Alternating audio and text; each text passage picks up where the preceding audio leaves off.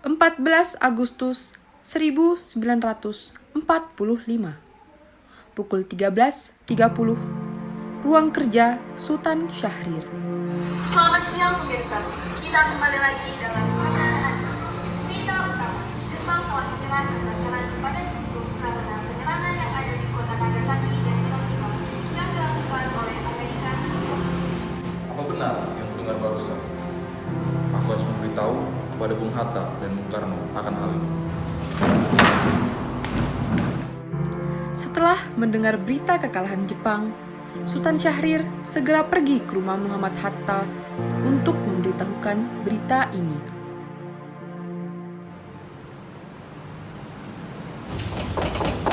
Assalamualaikum. Waalaikumsalam. Silakan masuk, Syahrir. Maaf, rumah saya begitu sederhana. Aku bilang apa?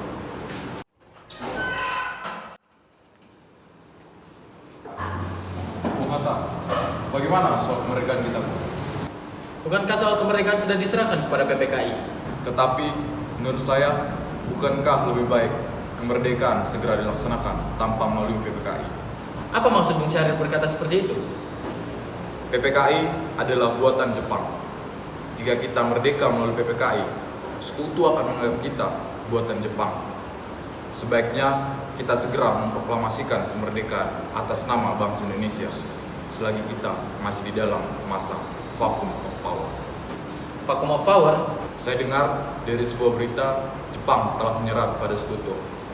Itu tandanya Indonesia sedang berada dalam kekosongan kekuasaan. Ini adalah kesempatan yang baik untuk kita memproklamasikan kemerdekaan sebelum sekutu datang. Baiklah, saya setuju. Tapi apakah Bung Karno sependapat dengan kita? Bagaimana kalau kita hubungi Bung Karno terlebih dahulu? Assalamualaikum. Waalaikumsalam. Ada apa Bung Hatta? Apakah saya dan Syahrir boleh datang ke rumah Bung Karno guna membahas kemerdekaan kita? Baiklah, saya akan tunggu kedatangan Anda.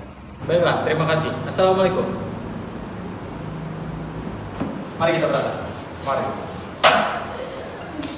Sultan Syahrir dan Muhammad Hatta menemui Soekarno di rumahnya untuk memberitahukan tentang kekalahan Jepang. Syahrir mendesak untuk mempercepat proklamasi, tetapi Bung Karno menolak. Assalamualaikum. Waalaikumsalam. Silakan masuk. Terima kasih. Silakan duduk. Jadi, mengapa kalian datang ke sini? Ada berita yang akan Syahrir sampaikan. Berita apakah itu, Syarif? Saya dengar Jepang telah menyerah pada sekutu. Bagaimana kalau kesempatan ini kita gunakan untuk memproklamasikan kemerdekaan agar Indonesia memiliki kepemimpinan yang baru? Saya tidak berhak melakukan itu sendiri. Itu semua hak PPKI. Alangkah janggal bila saya mengucapkan suatu kemerdekaan tanpa melalui PPKI yang saya ketuai. Tapi Bung, Maafkan saya, Syarif, tapi kita tidak boleh gegabah. baiklah begitu. Kami permisi. Mari Bung Hatta. Mari. 15 Agustus 1945. Pukul 22.00. Rumah Bung Karno. Golongan muda berkumpul dengan dipimpin oleh Wikana, Sukarni, Darwis, dan Khairul Saleh. Mereka mendesak Bung Karno untuk segera memproklamasikan kemerdekaan Indonesia. Ayo Bung, malam ini juga kibarkan revolusi. Kita harus segera merebut kekuasaan, Bung. Kami siap mempertaruhkan jiwa kami, Bung. Jika Bung Karno tidak bertindak cepat, maka akan terjadi pertumpahan darah dan pembunuhan besar-besaran esok hari. Potong leher saya sekarang, Wikana. Tak usah menunggu esok hari. Sudahlah, tak ada gunanya Anda bertengkar. Mari duduk dan bicarakan ini baik-baik. Wikana, kita tidak boleh gegabah, Bung. Lalu, mengapa Anda tidak melakukannya sendiri? Mengapa Anda menyuruh Soekarno untuk melakukannya? Saya hanya mengingatkan, Bung, jika kemerdekaan Indonesia tidak dilakukan malam ini, besok rakyat akan membunuh orang-orang yang dicurigai sebagai pro-Belanda seperti orang-orang Ambon. Karena benar, Bung. Lagi pula, mengapa kita harus menunggu Jepang memerdekakan kita? Jika kita bisa mewujudkan kemerdekaan kita sendiri. Kekuatan kita tak sebanding dengan Jepang dan sekutu. Kita tidak akan dapat bertahan hidup setelah merdeka tanpa bantuan dari mereka. Saya yakin kita bisa, Bung. Kita bisa! Benar, Bung. Mari kita segera laksanakan proklamasi. Benar, Bung. Cepatlah. Malam ini, Bung. Tenang, ini sudah malam. Tak payah Anda membuat keributan seperti ini. Saya mengerti bagaimana perasaan saudara-saudara. Tetapi, saya tidak dapat mengabulkan permintaan kalian. Saya takut akan ada banyak lagi korban jiwa. Hari yang sama, di Jalan Cikini 71. Setelah usaha untuk mendesak golongan tua gagal, para pemuda lalu melaksanakan pertemuan. Mereka sepakat untuk menculik Soekarno-Hatta dan membawa mereka ke Rengas Dengklok. Saudara-saudara, sebagaimana yang sudah kita ketahui, Bung Karno menolak untuk melaksanakan proklamasi. Lalu, apa yang harus kita lakukan? Kita culik Bung Karno dan Bung Hatta, lalu kita desak mereka untuk segera melaksanakan proklamasi. Culik? Iya, kita bawa keduanya ke satu tempat dan kita bujuk mereka. Itu benar. Dengan begitu, Jepang tidak akan bisa mempengaruhi mereka. Tapi, kemana kita akan membawa keduanya? Rengas Dengklok. Rengas Dengklok itu luas. Di mana kita akan menempatkan keduanya? Saya akan menghubungi Sodancot Subeno untuk hal ini.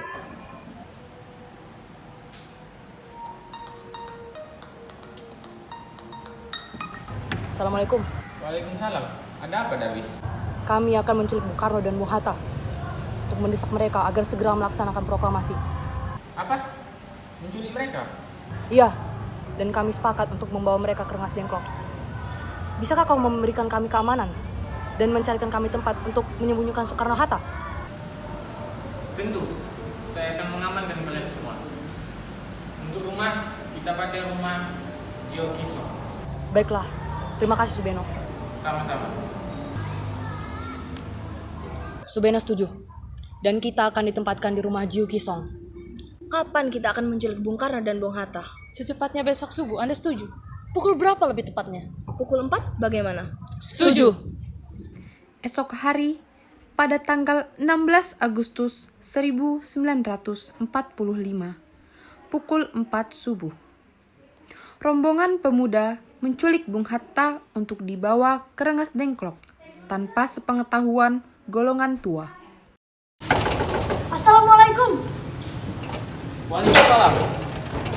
Mari Bung, Bung Hatta harus ikut kami. Akan dibawa kemana aku ini? Lagi pula, mengapa kita harus pergi?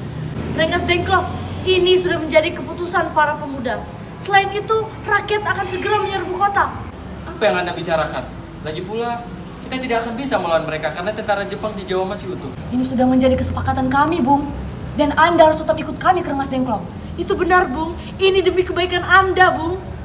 Ayolah, Bung. Waktumu hampir habis. Baiklah. Rombongan pemuda juga menculik Soekarno.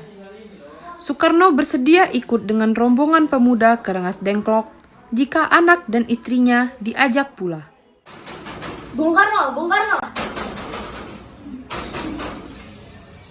Iya? Ada apa? Anda harus ikut kami ke Rengas Dengklok. Untuk apa aku ikut kalian? Ini sudah jadi kesepakatan para pemuda, Bung. Kami akan bawa Anda dan Bung Hatta ke Rengas Dengklok. Tak sadarkah kalian jika aku memiliki istri dan juga anak yang masih kecil? Bagaimana dengan mereka? Ada apa ini Kang Mas? Kenapa ribut sekali? Guntur sangat takut mendengar suara kalian. Nimas, pemuda ini ingin membawa aku dan Hatta ke Rengas Dengklok. Untuk apa Kang Mas? Untuk menjauhkan Bung Karno dan Bung Hatta dari pengaruh Jepang, Bung. Lalu bagaimana dengan aku dan Guntur? Karena akan meninggalkan kami.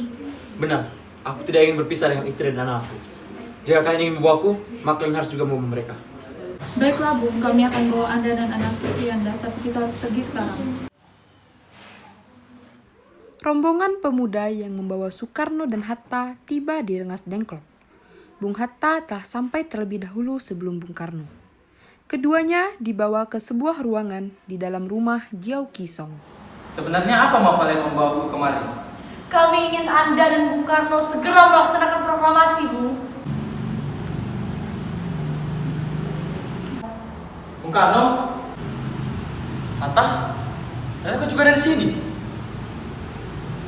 Iya, mereka membawa aku kemari. Mereka membawa Fatma dan Guntur juga. Iya, Hatta. Benar. Ada apa ini sebenarnya? Begini, Bung. Kami ingin Anda berdua segera melaksanakan proklamasi.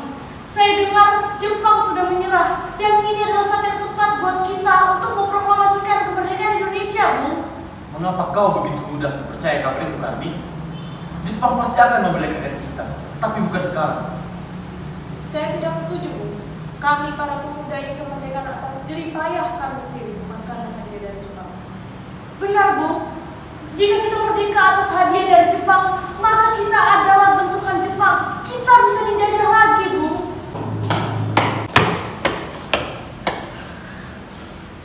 Ada apa, Sal? Mengapa kau terengah-engah seperti itu? Ada Mr. Subarjo. Dia memaksa masuk ingin menjemput Bung Karno. Baiklah, kalau begitu aku akan keluar untuk menemui.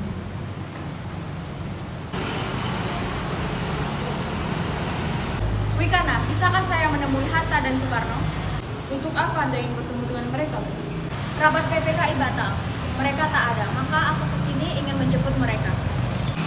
Tidak bisa. Anda tidak berhak membawa mereka pulang, Bung. Mengapa? Karena kami para pemuda sudah sepakat untuk mendesak mereka agar melaksanakan proklamasi. Kalau begitu, izinkan aku menemui mereka terlebih dahulu. Baiklah, mari masuk.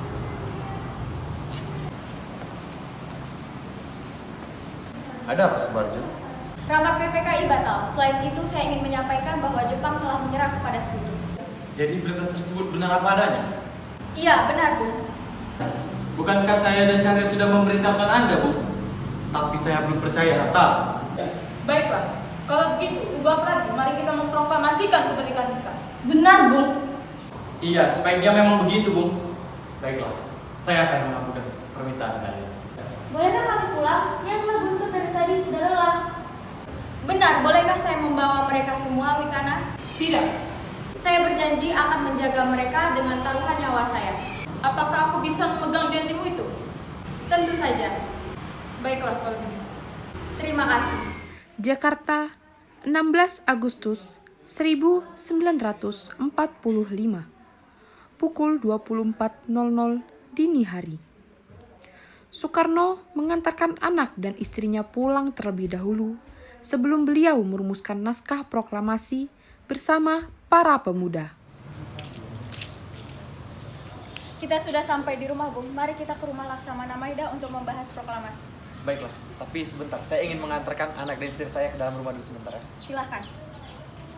17 Agustus 1945 dini hari. Setelah sampai di rumah Laksamana Maeda yang terletak di Jalan Imam Bonjol nomor 1, Bung Karno pergi menemui Nishimura agar merubah status dan keadaan di Indonesia. Namun, Nishimura tidak mau. Sehingga Bung Karno kembali ke rumah Laksamana Maeda. Di ruang makan dalam rumah Laksamana Maeda, berkumpullah Insinyur Soekarno, Dr. Andes Muhammad Hatta, Ahmad Subarjo, Soekarni, Sayuti Melik, dan BM Diah untuk merumuskan naskah proklamasi. Saudara-saudara, bagaimana bunyi naskah proklamasi kita? Kami bangsa Indonesia dengan ini menyatakan kemerdekaan Indonesia. Baik, sudah saya tulis. Lanjutannya, Bung. Hal-hal yang mengenai pemindahan kekuasaan dan lain-lain diselenggarakan dengan cara saksama dan dalam tempo yang sesingkat-singkatnya. Jakarta, 17 bulan 8 tahun 45. Atas nama bangsa Indonesia. Ya, apakah semuanya setuju? Setuju. Lalu, siapa yang akan menandatangani naskah ini? Bagaimana kalau naskah ini ditandatangani oleh semua yang hadir? Saya rasa jangan. Menurut saya lebih baik Soekarno dan Hatta saja yang menandatanganinya atas nama bangsa Indonesia. Bagaimana? Setuju.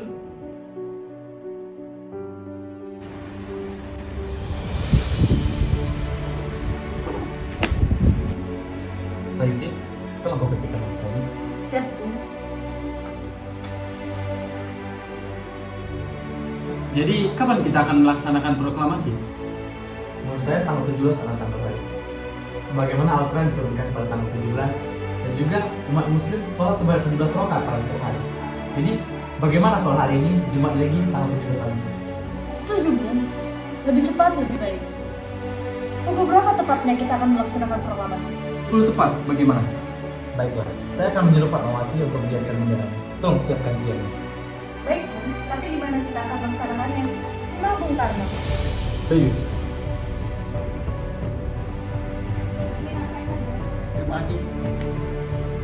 Dia, tolong perbanyak naskah ini dan sebarkan ke seluruh Indonesia. Siap, Bung. Jumat pagi pukul 10, Jalan Pegangsaan Timur nomor 56, Jakarta. Semua orang telah berkumpul di halaman depan rumah Insinyur Soekarno untuk mendengarkan pelaksanaan proklamasi. Bung Karno dan Bung Hatta keluar ke serambi depan rumah, diikuti Ibu Fatmawati. Bung Karno mendekati mikrofon sebelum membacakan proklamasi dan mengucapkan pidato pendahuluan.